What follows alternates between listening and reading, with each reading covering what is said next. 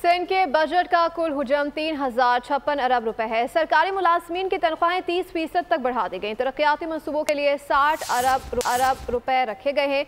मजमूई तरक्याती budget 959 अरब रुपए है। वज़ीर आला सिंध का कहना था कि हारी काट के लिए 8 अरब, मसूर काट के लिए 5 अरब इजाफे रखे हैं। जिनसे शहरियों के पास बिजली नहीं है उनको सोलर सिस्टम फराहम करेंगे।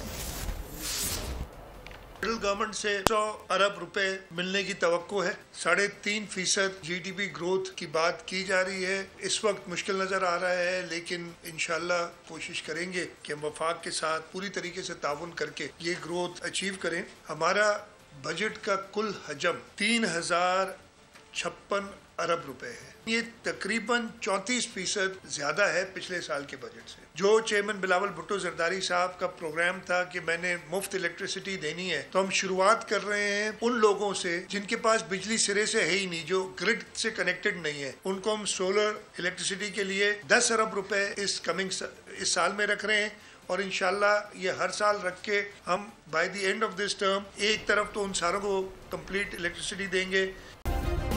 सब्सक्राइब करें और बेल दबाएं ताकि कोई खबर रह न जाए।